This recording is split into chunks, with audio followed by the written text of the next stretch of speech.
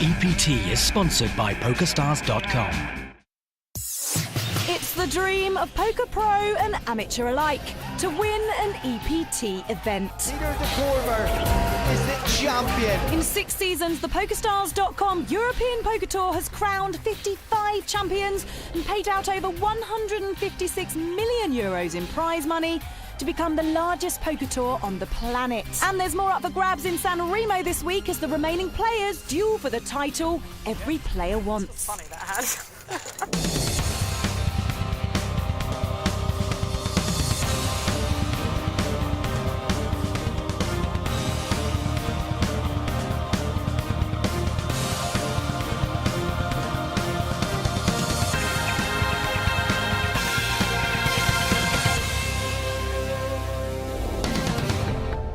The stage is set for a drama of epic proportions as 8 players take their seats at one table with over 3 million euros at stake. Who will take down the big money and the title of EPT San Remo champ? Will it be the loose cannon, the fox, the rookie, or will the chip leader take it down? A warm welcome to beautiful San Remo. Now, usually when I'm on the Italian Riviera, I'd refuse to be inside, but there are exceptions, and I think the final table of the largest ever poker tournament to be held in Europe is definitely one of them. The cream of the poker crop were on the Italian Riviera this week, and it wasn't for the ice cream. 1,240 players entered this season's event, a European poker record, and a €6 million prize pool was the result. Our winner today will take home a staggering 1.25 million, guaranteeing them overnight millionaire status. Time to meet the contenders for the title. In C1 is Claudio Bacecci. The Italian doubled up late last night, much to the annoyance of Liv Boeri. How do you call a third of your stack pre-flop? I mean, it's just atrocious. In Seat 2, it's Alexei Rybin. The Russian has a cavalier style. I'm Orange. I can show you 1 for free and 2 for chips. Can I pay cash now? It's an ace. I'm ready to go all the way or bust pretty soon. Bulgaria's Atanas Georgiev already has a 4th place EPT finish and is hoping to go all the way today. My son watching the PokerStars TV. He's 3 years old and he say, go, go, daddy, winner. This tournament is important for me because I missed his birthday to be here. But he has the runaway chip leader to his left. Jacob Carlson has 13.5 million in chips. Feeling pretty nervous, but excited, I guess. I have a lot of support, I feel like. A lot of people believe in me, I think.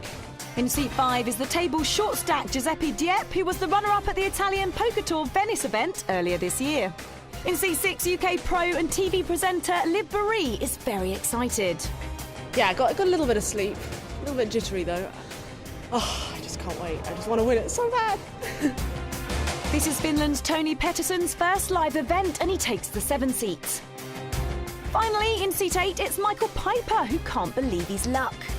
I've believed I can do it from day one. I just didn't expect it to happen. So, oh my God, final table. Yeah, I'm going to win this thing.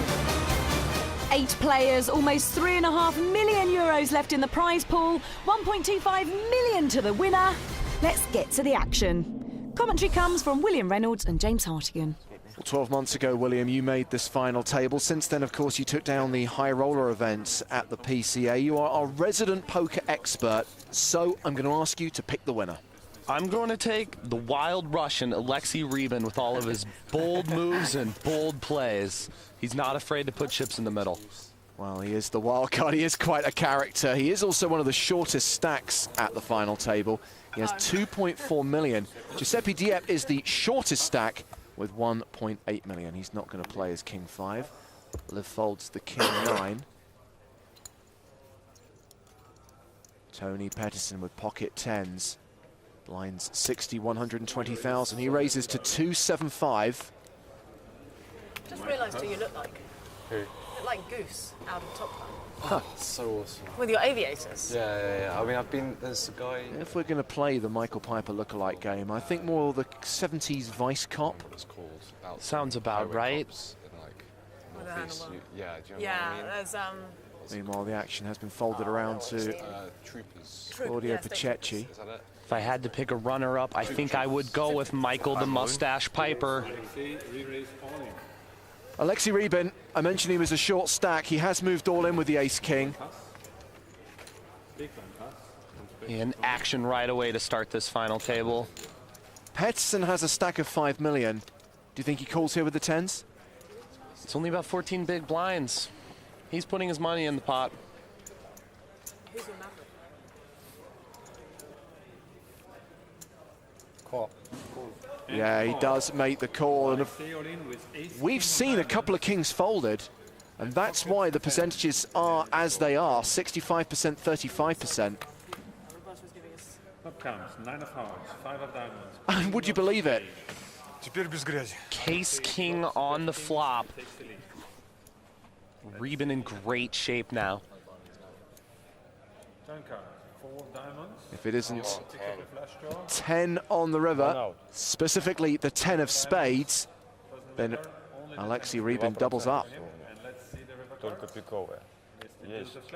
He does double up. And double up. I have king 5. I had king 9 actually. Sorry. Yeah, shoulda, woulda, coulda. We are still 8-handed as the final table continues here at the San Remo leg of the European Poker Tour. Welcome back to the PokerStars.com EPT, where action at the San Remo final table has been fast and furious. After that hit before the break, Tony Pettersson welcomed a double up just a few hands later.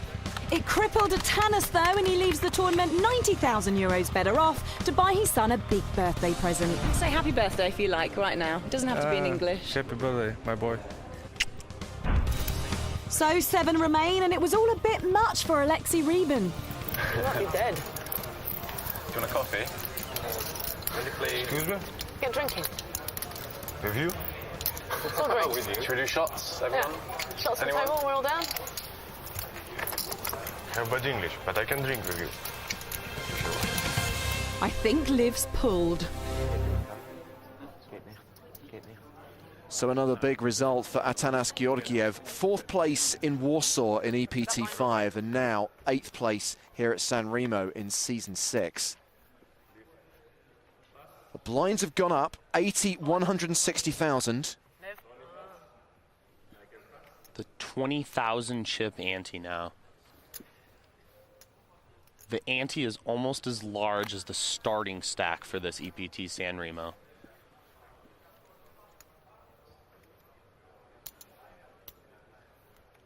After a little bit of trademark shuffleage, Pichetschi throws out a raise.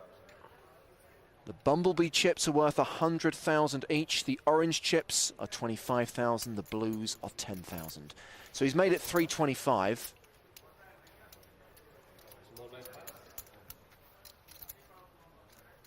And folded round to the big blind.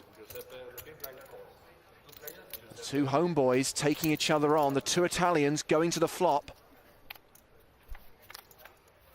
And Dieppe is not concerned about germs at the table. He's concerned about giving off tells. This is something we see Greg Raymer doing, covering up your face, your nose and your mouth.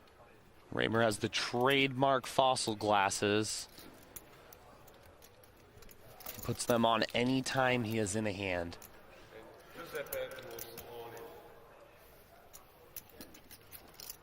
And Giuseppe with the stop and go on this flop. He just called pre-flop and open jammed. I guess that must have been the plan. I mean, when he called that raise from Pichetschi, he did it for a significant percentage of his stack. As it is, he's connected here with bottom pair and the draw, the straight draw, the backdoor flush draw. This was a good flop to do it on. He's got a little bit of everything. Pichetschi, on the other hand, has completely missed and is forced to muck. So one Italian gets the better of the other. Meanwhile, Michelle has caught up with a Dutch poker legend. I'm joined by a very well-known face on the poker scene. You could call him the James Bond of poker, if you will. Marcel Loos. Do you like that? Yes, I like that very much, especially when you say it. It makes a difference. What a beautiful place to be playing the final table of San Remo. Yeah, it's more beautiful when you're on the final table, but I really enjoy being in San Remo in Italy. Are you railing anyone in particular? Do you know any of the players? I do hope really for Liv to make it, because she's working hard for a couple of years now, and she really makes some results, and she plays a very good game. Excellent. Well, it's always a pleasure talking to you, Marcel. Thank you very much. You're welcome. It's a pleasure. So Liv Boeree is in the big blind facing that raise from Pachechi. We saw a hand at the final table bubble where Pachechi raised it up with sixes. Liv re-raised with ace-king. Pachechi just flat-called and then hit a set on the flop. Liv shoved, having completely missed with her 2 overcards, and Pachechi snap-called and doubled up. That will be running through her mind right now, William. I don't think we're going to see a 3-bet out of Liv unless it's all in. She knows Pachechi likes to flat call. How much are you playing? Well, Pachechi is the effective stack. He started the hand with 3.7 million. I'm pretty sure that when Liv gets an accurate count, she's going to shove on him.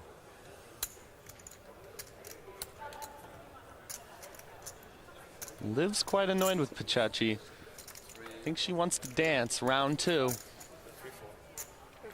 I'm all in. Yeah. And the glim news for Pachechi. Well, she asked him the question last time, had I shoved pre-flop, would you have called with your small pair? I guess we now find out what he does do when facing an all-in with a small pair. No problem.